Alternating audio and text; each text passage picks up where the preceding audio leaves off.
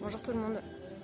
Je vous fais une petite vidéo, peut-être pas très petite, sur cette nouvelle aventure que j'ai vécue hier de l'ascension du volcan Santa Isabel en Colombie. Pour vous montrer qu'on peut vraiment changer notre réalité en quelques jours et en quelques semaines. Donc pour remettre dans le contexte, c'est grâce à Felipe que j'ai rencontré au tout début de mon voyage en Colombie, donc peut-être le 3e jour, qui est guide de montagne et qui m'a encouragée à aller faire la première rando que j'ai fait à 4800 mètres il y a un mois et quelques jours. Et c'est encore grâce à lui que j'ai fait celle d'hier. Et donc j'ai fait cette première rando, je me suis rendu compte que c'était possible. Et donc je suis restée en contact avec Felipe et Felipe me dit, à l'époque déjà, quand on s'est rencontrés, il m'a dit qu'il allait faire l'ascension d'un volcan en mars. Et pour moi, quand il me l'a dit, j'ai pensé à l'intérieur de moi, waouh, c'est incroyable, je pourrais jamais faire ça, quoi. Et donc j'ai fait la première rando au parc d'El Cocuy. Je me suis rendu compte que c'était possible pour moi d'aller si haut. En revanche, j'avais jamais marché dans la neige et donc je suis restée en contact avec Felipe qui me confirme qu'il va faire cette ascension de volcan et qui me propose de venir. Et donc je lui dis oui. C'est entre autres pour ça que j'ai changé mon billet d'avion d'ailleurs. Et finalement, donc ça devait avoir lieu en début de semaine, je crois, mardi, mercredi ou lundi, mardi. Et donc la semaine dernière, il me dit ok, je vais demander, je remplis le document avec les antécédents médicaux, etc. Et genre 2 jours avant, il me dit écoute, je suis désolée, mais en fait c'est trop tard pour réserver la place dans le refuge. Donc j'étais deg, mais en même temps, la semaine dernière, si vous avez suivi, j'étais malade. Et en fait, vous voyez quand on prend l'avion et quand on est malade, comme ça défonce les oreilles. Ben voilà, je pense que c'est ça que j'aurais vécu si j'étais montée la semaine dernière. Donc en fait, c'est très bien qu'il n'y ait pas eu de place et que j'ai pas pu me joindre au groupe de la semaine dernière. Ça, c'est la première chose. La deuxième, c'est que donc il réserve pour moi du coup pour l'ascension que j'ai faite moi hier. Et puis trop gentil. Il paye pour moi les arts et tout ça parce que moi je peux pas faire de virement sur des comptes en Colombie et ils n'avaient pas la possibilité de payer sur internet. Donc il paye pour moi les arts et je parle avant de quitter l'hôtel dans lequel j'étais jeudi. Je parle avec des filles qui sont dans ma chambre viennent me parler, des Françaises, et elles me demandent où je pars et tout. Donc je raconte et elles me disent ah ouais, c'est génial. Elles ont l'habitude de faire des treks dans les pays qu'elles voyagent, qu'elles visitent, et elles me disent ouais, du coup ton matériel et tout. Sauf qu'en fait moi j'étais trop à l'arrache, comme la première rando. J'avais mon petit sac à dos en coton là, j'étais en legging et tout ça, donc je savais que l'agence pouvait me prêter des choses. Mais bon, j'avais pas un vrai sac à dos, j'avais pas une vraie polaire, etc. Donc, de parler avec elle, ça m'a bien aidé à identifier ce dont j'avais besoin. Et il se trouve que la ville où je dormais la veille de la rando, il y avait eu un Décathlon. Incroyable. Donc, je vais au Décathlon. Je trouve ce qu'il me faut. Je prends pas tout parce que c'est quand même un certain budget et je savais que l'agence pouvait me prêter des choses. Donc, l'agence m'a quand même prêté un pantalon imperméable, genre pantalon de ski, une frontale hyper puissante pour marcher dans la nuit, un bonnet et des gants. Pareil, des gants de ski parce qu'en fait ça caille.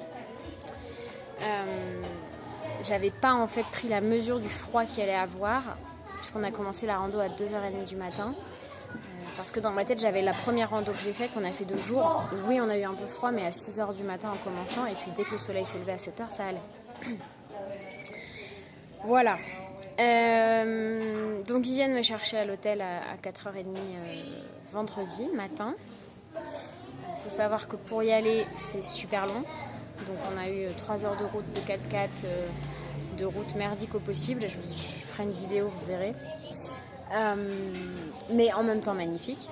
Et puis il pleuvait de ouf. Et donc on n'a pas pu faire la rando d'acclimatation qu'on pensait, enfin que les guides pensaient. On en a fait une autre plus petite, on était quand même déjà à 4000 et quelques.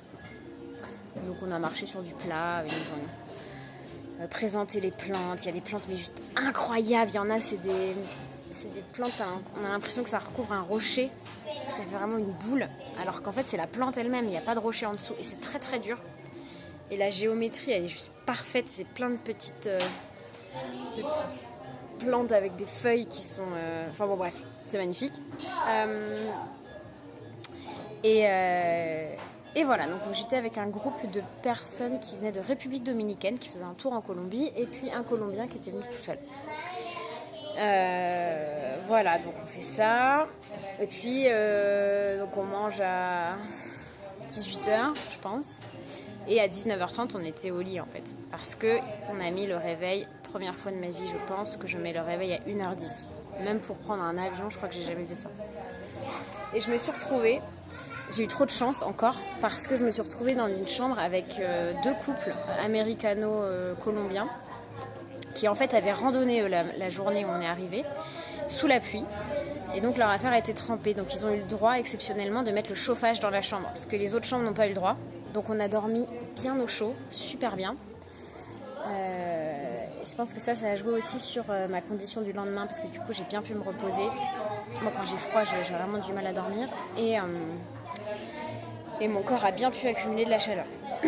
Voilà, donc on se lève à 1h10, 1h30 petit-déj. Petit-déj, c'était un sandwich carré là, avec du pain de mie. Sauf qu'en fait, ils avaient oublié de faire un végétarien. Et désolée pour le bruit. Et du coup, je me suis dit, c'est soit tu manges que les autres trucs, c'est-à-dire une pomme et des blueberries, des myrtilles et un espèce de truc sucré. Sauf que d'expérience, j'ai déjà fait une crise d'hypoglycémie en mangeant, avant de partir en rando, des trucs sucrés. Donc je me suis dit non, il faut absolument que je mange autre chose. Donc en fait, tant pis, j'ai mangé ce sandwich au jambon. J'étais là, je précise que je suis végétarienne depuis 4 ans. Mais tant pis, en fait. Et donc je le mange, et là je me dis... c'est trop tard, c'était trop tard. Hein. Je me dis merde, ça se trouve mon estomac et mes intestins vont pas être d'accord que je mange de la viande, surtout du vieux jambon comme ça. Et ça se trouve, je vais être malade, en fait. Et en fait, non. Je me suis dit, bon, je choisis de te dire que ça va bien se passer, et ça va bien se passer. Voilà, pour déjà tout l'avant. J'ai déjà 8 minutes, désolée. Et donc, on commence la rando de nuit. Donc, on a encore de la route. 2h45, on commence à marcher, donc avec les frontales. J'avais jamais fait ça. Ah non, j'ai pas fini la veille. Je vais déjà vous faire... En fait, je vais couper la vidéo en deux. La veille, on avait fait... donc, comme avant toutes les randos en haute altitude, il y a ce qu'ils appellent une charla. Donc, c'est un moment où ils expliquent, comment on dit, un brief, où ils expliquent comment ça va se passer, tout ça. Ils parlent pas forcément du kilomètre ni de l'altitude, du kilométrage, mais plus du matériel. Donc là, ils nous présentent les crampons, les baudriers qu'on a mis, qu'il faut mettre si on fait une cordée. En marchant sur le glacier, normalement on est attaché. La frontale, le casque, etc. Donc c'était déjà ça, c'était intéressant et en même temps flippant. Donc on s'est entraîné à mettre les crampons et tout.